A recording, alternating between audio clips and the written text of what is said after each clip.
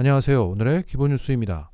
언론 매체처럼 보이지만 사실상의 전환길 블로그인 전환길 뉴스에 윤석열의 최근 발언이 올라왔습니다. 블로그답게 글은 이렇게 시작됩니다.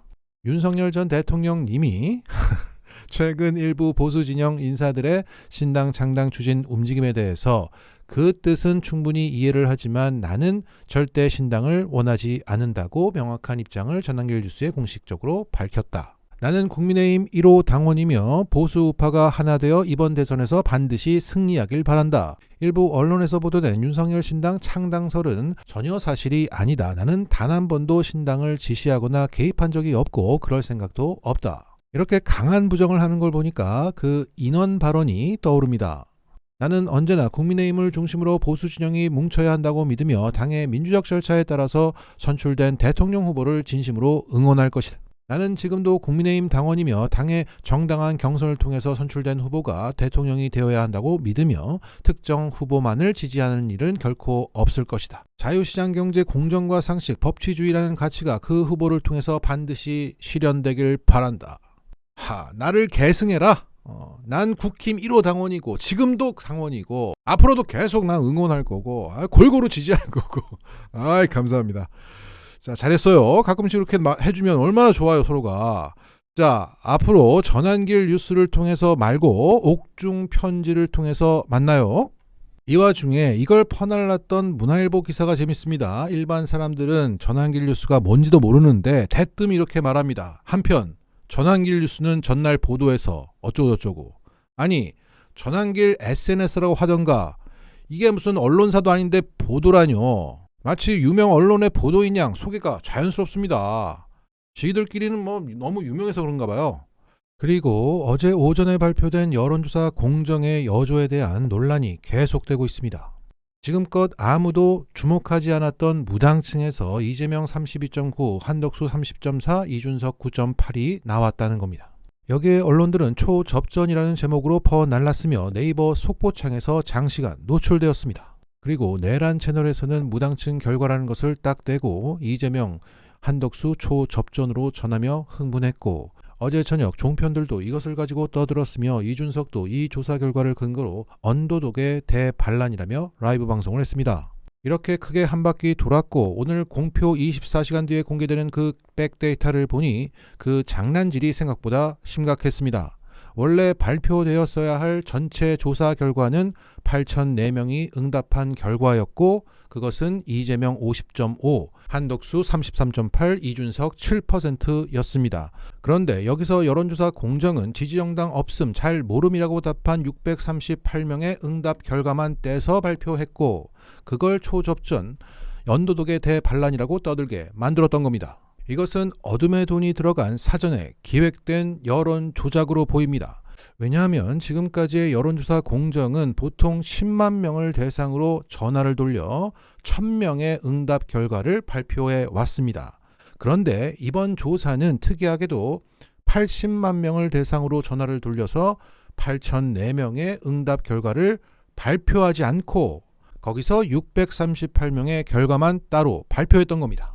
그러니까 평소보다 8배나 많은 응답 모수를 뽑았고 평소보다 8배 많은 돈이 들어갔다는 얘기입니다. 왜? 지금까지 해왔던 것처럼 1000명만 조사하면 그 무당층 수가 너무 적기 때문입니다. 자, 산술적으로 보면 8,000명에서 무당층이 638명이 나왔으니 1000명 하면 무당층은 80명 정도 나올 겁니다. 자, 80명의 결과를 믿을 사람이 없겠죠?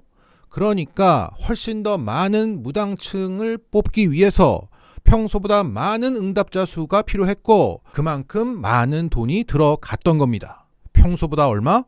8배 많은 돈이 들어갔던 겁니다. 정치적으로도 사회통계학적으로도 의미가 없는 무당층, 더 정확히 말씀드리면 기타 의견을 더 많이 뽑아내기 위해서 8배나 많은 돈을 썼다는 겁니다. 미친 거죠. 왜 미쳤습니까? 초접전이라고 말하기 위해서. 따라서 이것은 누군가가 돈을 댄 기획된 여론 조작이라고 밖에 볼 수 없는 겁니다. 자, 이 대목에서 어제 이준석은 이걸 가지고 라이브 방송에서 광을 팔았습니다. 일단 이 여론조사는 무당층만 대상으로 한 여론조사이기 때문에 좀 더 유의미한 조사라고 볼 수 있는데 어떤 의미에서든요. 그런데 민주당 이재명 후보 그리고 국민의힘 후보들, 그리고 저 3자 구도에서 이재명 후보는 30%대로 다 비슷비슷했고요. 제 득표만 보면 국민의힘 나경원 후보가 붙었을 때 12%로 가장 높게 나왔고 김문수 장관과의 3자 구도에서 11%로 또 10% 넘었습니다.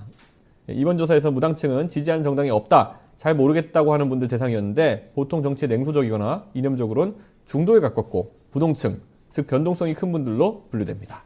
또 무당층이 보수도 진보도 아니라니까요. 단정 지을 수는 없는 거거든요. 지지정당이 없다는 게 정치적 성향까지 없는 것이 아니라 정치 고관여층의 경우 기존의 보수정당 또는 진보정당에 실망해서 일시적으로 떠나 있는 유동적 지지층이 포함되기 때문입니다. 그래서 샤이 보수다, 샤이 진보다라는 말 많이 썼잖아요. 지금은 지지하는 정당이 없지만 성향이 남아있는 분들도 포함된다는 겁니다. 저에게 이제 10% 이상의 지지율이 나오는 조사들이 나오고 있는 것 같습니다.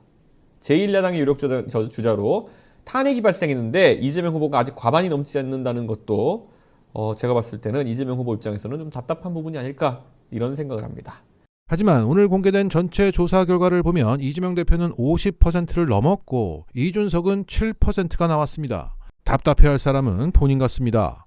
이준석은 이 무당층 조사는 큰 의미가 있다고 했고 거기서 10% 정도 나왔다며 언도독의 대반란이라고 홍보했습니다. 그러면 그동안 이 유의미한 무당층 조사를 왜 따로 조사하지 않고 여지껏 주목하지 않아 왔을까요?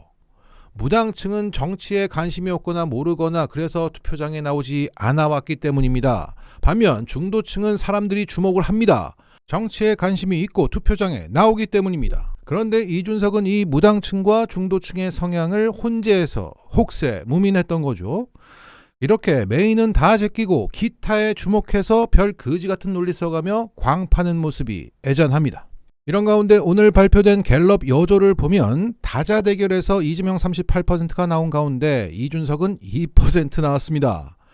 여기서 3자 대결로 붙이면 이준석이 좀 더 많이 나오겠죠. 그런 걸 구도의 힘이라고 하는 거지 본인의 지지율은 거지라는 겁니다. 더욱이 이준석의 논리대로라면 여기서 기타, 의견 유보층이 있는데 이걸 따로 빼서 조사하고 분석하는 게 의미가 있습니까? 네가 그런 무의미한 것에 의미 부여를 하셨다고요. 자, 다음 라이브 방송에서 어떻게 해명할지 홍준표처럼 또 입틀막을 할지 기대됩니다. 자, 정리하겠습니다. 이번 여론조사 공정의 무당층 뻥튀기 논란은 단순한 조작이 아니라 세력이 붙은 여론 조작이고 우리나라 언론의 문제를 드러내고 있습니다. 이런 쓰레기 여론조사 결과를 퍼나르는 언론은 말할 것도 없고 여론조사 공정과 여론조사 꽃을 싸잡아 고성국이나 김어준이나 둘 다 똑같다는 식의 보도를 하는 한국일보와 같은 언론사도 문제라는 겁니다. 이런 기사 쓸 시간에 여론조사 공정에 누가 돈을 대는지 언론과 어떻게 협작질을 하는지 보도하는 게 진정한 언론의 역할이 아닐까 싶습니다. 이렇게 좀 기대할 만한 언론은 기계적 균형에 빠져 살고 세력의 작업에 동원되는 언론들로 차고 넘치니 오늘처럼 한덕수 대행 잘한다가 갤럽 기준 41%를 찍는 겁니다. 이걸로 주말 동안 신나게 한덕수 펌프질 하겠네요. 하지만 매번 반복되는 이 여론 조작에 시민들은 넘어가지 않을 것입니다. 마치겠습니다.